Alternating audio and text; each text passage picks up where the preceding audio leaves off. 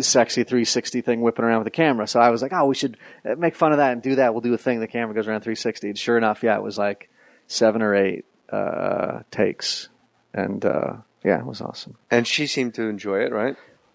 She's a very cool person. Like she's one of those people who turned out to be awesome. And a good kid. She's a good kid. She's a good kid. But she was like, I said, tell me, because the gag of this bit was I'm twins in the movie, and she thinks she's making out with the nice one, and the other one is a scumbag. That makes me happy. By the way. And I'm twins. I immediately have to watch this movie. You got to see it too because Paul Soter is just one of those guys. We talk a lot on the show about people that are human pot.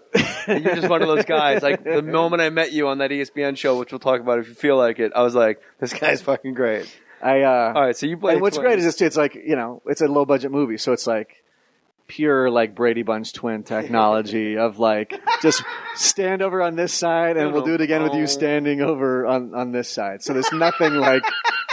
I mean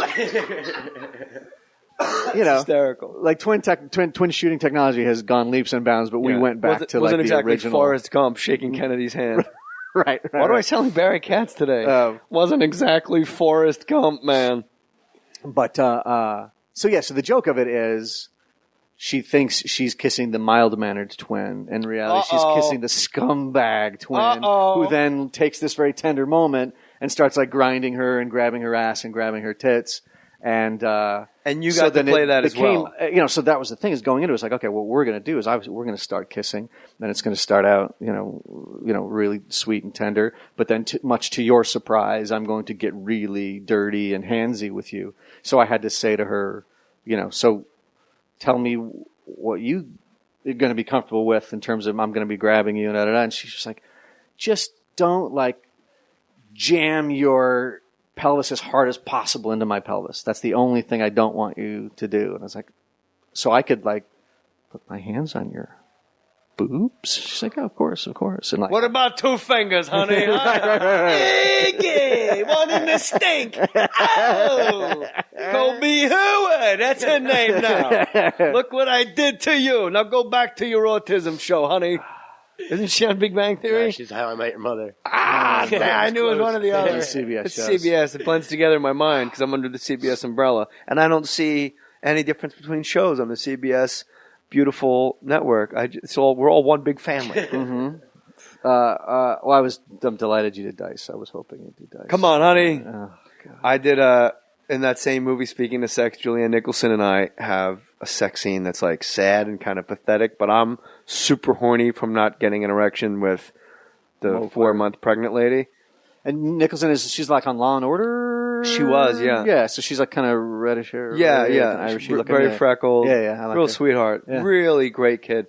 And then, so she's like really not into it because she's getting dick nonstop by this one guy. So she's like completely sated. And I come home like a crazy person because I couldn't get a hard on for Shannon Mokler or whatever her name is.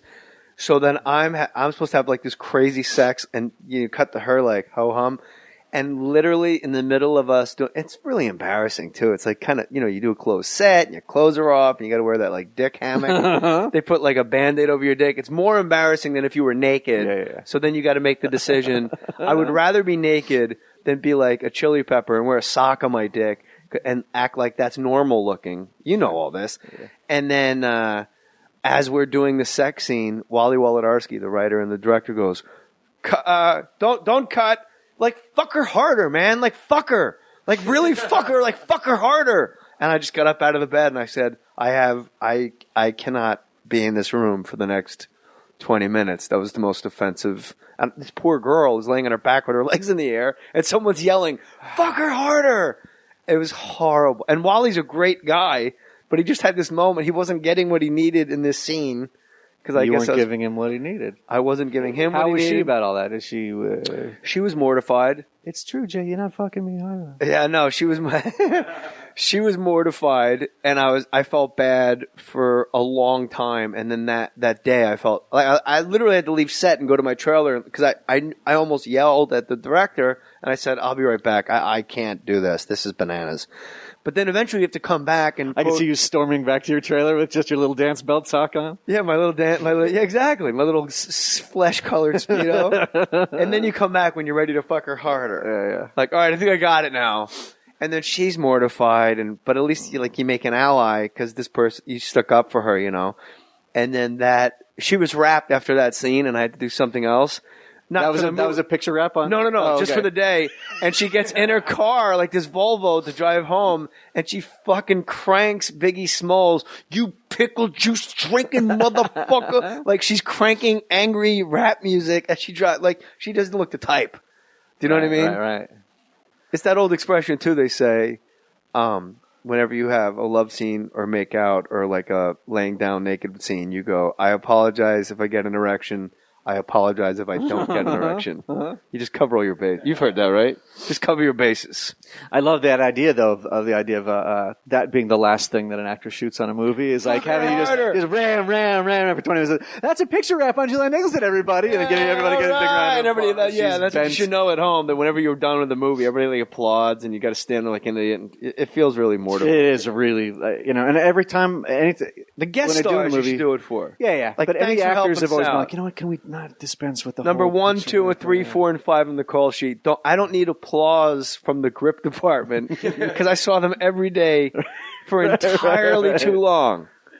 I just did a pilot for CBS. It was like 14-hour days with Rochelle Lefebvre from Twilight and Miguel Ferrer. It was fun. Christopher Columbus directed it, so I'm like, all right. Wait, what pilot was this? What was the name of it? It's called Applebaum. They're going to change the name now. But I'm like, if Columbus is doing it, like, hell, I'm in, Yeah, of course. And then, it's just like, hey, it's a picture wrap on Jet. I'm like, really? You coming to the rap party? No. We're going to tie up all our loose ends at a bar. Yeah, you and a bunch of old 52 guys. Next to Raleigh Studios, there's a pub. And then all the shit we didn't get to in the last fucking 18 days, we're going to cram it all together while we're all drinking Diet Cokes, getting hammered, and smoking pot out in the patio and hiding it. Rap parties are weird. All right, so your buddy Jay, your buddy Brian, your buddy Steve. That's Broken Lizard, pretty much? No, Brian is just another friend. He writes for Kimmel. I was going to say, because he would hold you back if he was in Broken Lizard. He didn't let me finish. Me, Steve, Jay, Kevin, Eric. 5 of us. That's and Broken Jay Lizard. just did the Baby Makers. Okay, and I had which a meeting. I know is a sore. It's sore only because of the lunacy of the casting process. Jay, his last name I can never pronounce. Chandrasekhar, yeah. Chander, I'm going to write it down. He says, think of John drives a car. That's the closest you can get. John, then just say it fast. John drives a car. Chandrasekhar. Chandrasekhar, yeah. Chandrasekhar. Yeah. He did the Baby Maker, and at the time when I read the script, my wife and I were going through the actual exact shit the guy in the script was going through. Fertility treatments. Oh, you did all that? And yes, and giving his wife shots. So then I meet him at the Chateau Marmont. My meeting's like at 11, and I sit with him, and he's super cool. He's completely easy. He's like you. Like, you guys are all obviously met because you have similar dispositions or deportment, I'm guessing, because I met 2 out of the 5. And he's really cool. We're having a meeting, and I'm telling him, like, we have coffee and breakfast, and then this, I'm going through this. I just gave my wife all these shots of Repronex, and it makes some bananas, but my wife's cool. And, it's more like she's on acid. She's not bitchy like in the script. So you might, like, we're spitballing ideas. And as I'm talking, Justin Long fucking sits down at our table, and I think he's just, like, staying at the hotel. He was the 11:30. Jay did his meetings too close together. So, like, as I'm like, and here's the other thing, Justin goes, oh, hey, guys. And he just sits down, and I'm like, oh, wow, Justin Long's completely cock-blocking my meeting. Like, I'm killing this meeting. And Justin Long, like, what are you – and he's holding a motorcycle helmet, and he's, like, super handsome, and he's cool-looking. And I'm like, all right, wow, he's really just hanging out. Like, why won't he leave? And this is obviously a private comment. He was the next guy. But what I find weird is that flip it. If you were Justin Long and you walked in, would you just sit yourself down, or you'd be like, I'm going to fuck off for a while. He's still with Jay Mohr. I would call my agent and go, why is my meeting at 11:30 if he's sitting there with a club comedian? When I'm with Drew I just left Drew Barrymore in bed right. to come down to the Marmont. Yeah. I got on my Vespa to come all the way down here. Yeah, and then he's talking to some fucking comedian. And then Jay, by the way, I'll give him credit for this. Unflappable. Completely unruffled, completely unfazed, and like, Jay, do you know Justin? Justin, Jay Mohr. And me and Justin stand up. It's like diplomats meeting at a long table. It's like, hey, how you doing? And then we shake hands, and then we just sit there. The three of us sit there talking about the movie for like another 40 minutes. And then I start thinking, who's coming in after Justin? Right. Chris Tucker. No, I just made that up. I was gonna say, he sits down at the table and there's four of you. Yeah, and then it becomes the Last Supper of people that are not getting this movie. Well, I think when you say Jay is unflappable on that, In that situation. But no, I'm saying like what I would counter with is there's something funny about Jay where if you even tried to explain to him now why that might be awkward for you or Justin, he just wouldn't get it. So it was a matter of like, well, why would they care? And you'd be like, well, because. Yeah, he'd be like, oh, I'm sure they're both cool. It's two guys hanging out. And you'd be like, well, no, Jay, but don't you think it might then make Jay Mohr feel weird that suddenly Justin comes there? Or vice versa? Do you think it might make Justin feel weird to see Jay Mohr sitting there? And you could say that to him 10 times and he would just look at you and go, He's like a large Indian Frankenstein.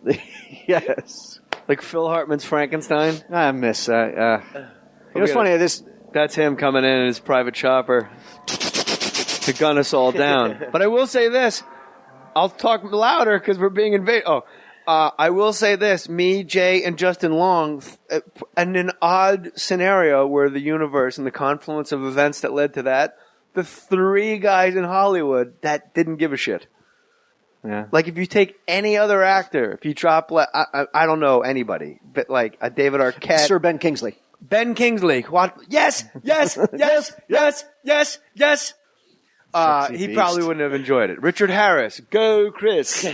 He probably would not have enjoyed it so much. Because he was dead, and he'd be like, put me back in my casket. No, I guess that's true, that in some other situation there might have been fisticuffs, you think? Or no, just like, like ruffled. I don't know. Yeah, like sand in your pussy, like my fucking meeting overlapped. Right. And you want to work with Broken Lizard. You guys put out funny stuff. And this was a movie like that I was living. Yeah. But why weren't you in on that? Why did Jay break off and do his thing? The call. Well, it was weird, like that. For is it like Kiss doing solo albums now? I mean, everybody does their own stuff. Like as long as you get Beth down on wax, you'll come out okay. Steve sang Beth. We went to somebody's wedding and he sang that, and it was a hit. That's a good thing. Best thing about Lemmy is take him to a wedding and he's that guy who will like do the song that everybody's like, whoa, look at that. Like he did. It makes Gene Simmons irate that Beth was the hit out of those 4 Kiss solo albums. But I mean, I love stories like that of rock and roll hubris. Can you imagine that meeting of like, yeah, no, fuck. We each do our own album. We release them all at once, but everyone's got their own fucking album. It's 4 albums. Why the fuck, think of the cocaine consumed that led into that, We're all backlit. Yeah. I'll be backlit green. You'll be backlit blue. Paul will be backlit purple because he's on the down low. Ace will be backlit silver because he's from space. Yeah. But I mean, think about it, do you imagine they all kept track of units sold on each other? Gene Simmons did. Yeah. That guy's got the first fucking nickel he ever made. And he looks exactly like the dummy from Otto and George. He looks like the ventriloquist dummy, George Dudley from Otto and George. Gene Simmons looks like Otto and George's puppet. So Paul Stanley, huh? I don't know. That's what John DiMaggio. Okay, yeah. John DiMaggio goes. He did the voice of Bender the Robot, and he does Adventure Time. Yeah, and he was in that comedy team, Red Johnny and the Round Guy, and he's the king of Diamond Dave. Well, all right. He's always he's a mountain of a guy. All right, come on, baby. Yeah. He'll always do the flamboyant fucking front guy. And he came over to my house once up in the Hollywood Hills, and he goes, back in the day, when we were getting fucking hammered, and he goes, bro, I saw fucking Paul Stanley at 7-Eleven. He's a fan. I go, that's impossible. I go, the only time he's photographed, he needs an actual pussy helmet. That's his thing. Right. And he goes, no, bro, I was right behind him in line. And I go, well, what? This is a quote.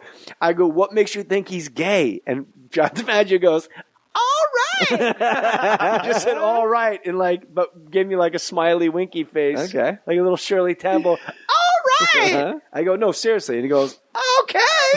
All right. I go, but why did you think? Bro, I just saw him. All right. Well, I had a buddy that was basically his evidence for saying that Mike Piazza was gay, was that my buddy was in CVS. He was in CVS in Manhattan getting carpet cleaner, something he had spilled, or his cat had pissed on the carpet.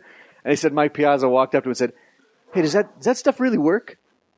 And then my buddy went around town saying, I'm telling you, that's proof that Mike Piazza's gay. Why else would he walk up to me and ask me if this carpet cleaner really works? Only homosexuals are curious about the efficacy